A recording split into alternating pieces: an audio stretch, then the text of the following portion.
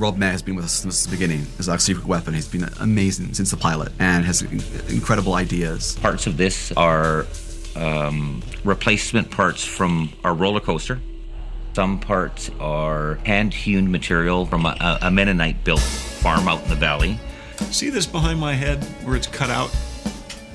Well, it's also cut out down there. It's cut out every conceivable place that somebody that is 6'3" would hit their head, which is exactly what Jonathan Kent would have done. And when we were first doing this show and I saw that, I thought, who's the guy that did this? This is way above and beyond. And Rob is not over 6 feet tall. So how he knew, I have no idea. But Tom and I appreciate it every time we come in here. When you find the right angles and the light comes streaming through the windows, it's amazingly beautiful. And after 3 years, directors continuously find new angles to shoot. And I love this set. I think it's beautiful, and I think it really evokes the aesthetic of the Midwest that the show takes place in. The loft and the Talon and the Torch and the Kent Farm are all sets that pre-exist, and many of the scenes are written to those pre-existing locations. So that sort of takes care of half of an episode.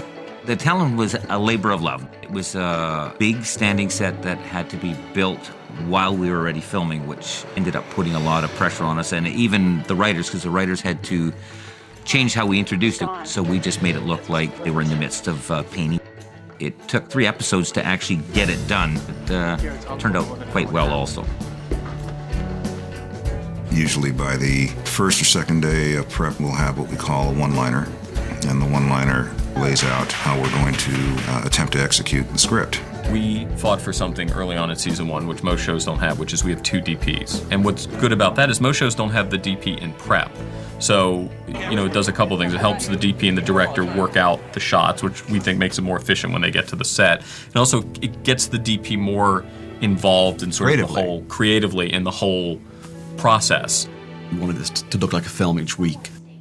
I'm to help create the look of the show with Glenn Winter, who's the other DP, and work hand in hand with the director to tell the story visually.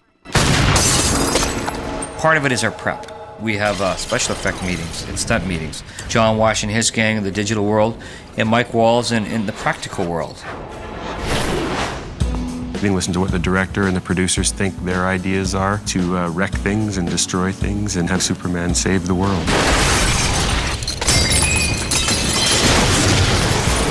We're standing beside the key gag for episode 66, which is a car getting flipped over by somebody punching the hood of it.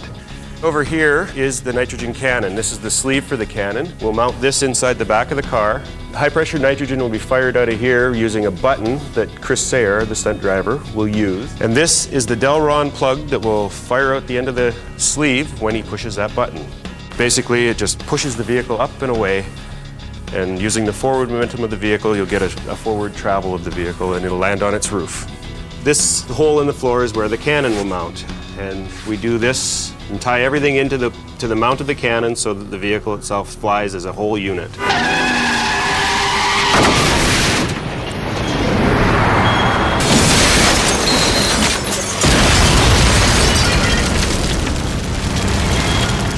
This season in particular, there was an episode called Hereafter, where we had probably the largest explosion that we've had on Smallville, and visually it was fantastic. A house that basically was there 1 second, and a split second later it was gone.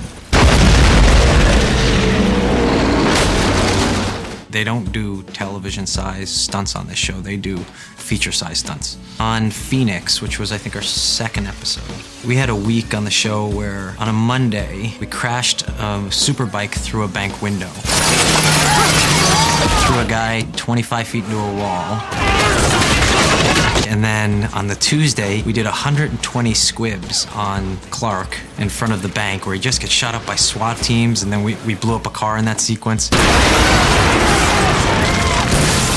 We had stunt people diving out of the way. And then Thursday, we had a high fall 62 feet through glass. We smashed through a pillar. We threw Clark 30 feet into a scaffolding tower that collapsed on him. And then on the Friday of that same week, Clark jumped off a building 300 feet, stopping 6 feet off the deck. It was a crazy week, but really a lot of fun.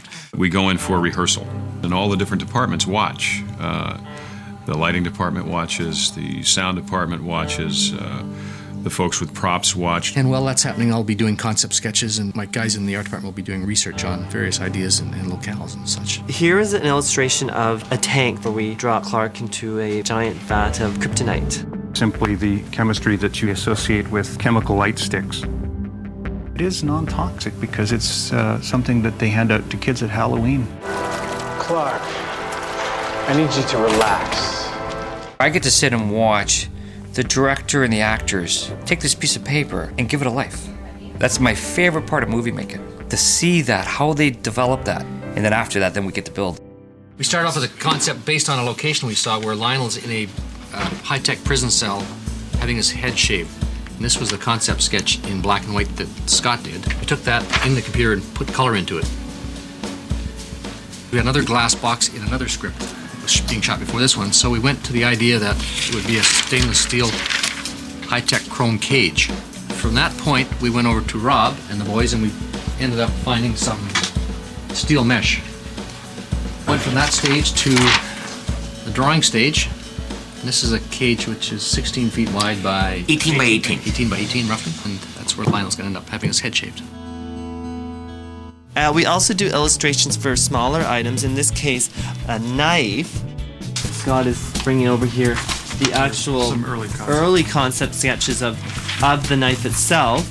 In one instance, the knife is being stabbed into a character. You can't have an actor with a real knife, so we have a rubber version.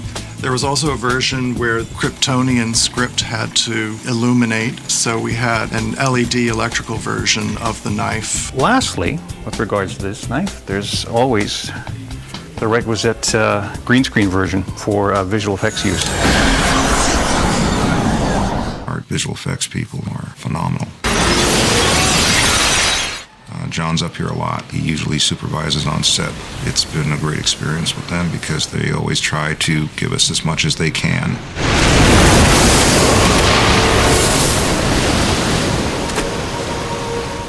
We try and, generate the same kind of quality with limited resources and limited time.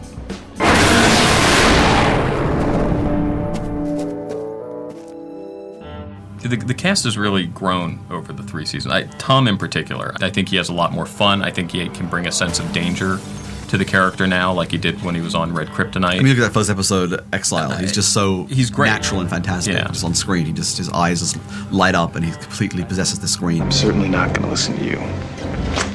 It's interesting. I had to kill somebody a little while ago, and that was so weird. Putting yourself in that position is really hard sometimes, and you just can't imagine, When would I, personally, Kristen, ever kill anybody? And Lana's like that, she's never imagined doing that. So it's been interesting because I've been able to explore new things. The actors are really the keeper of their characters. And again, in a collaborative effort, if they have issues or want to know where their characters are going, they give us a call, we talk about it, we try to give them guidance. We don't try to tell them too much because you don't want them to know too much about where the show is going. I have to kill you too.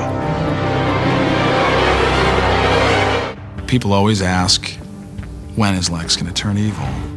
He falls in love with the wrong women and he has the deceptive father, and then he's trapped on an island and someone tries to kill him, and these little moments build where finally Lex has nowhere else to go. Michael Rosenbaum has put out a couple of incredible performances this year, especially in Shattered and Asylum, which are in the middle of the season. And I think the way the season ends is going to be quite a shocker for everyone.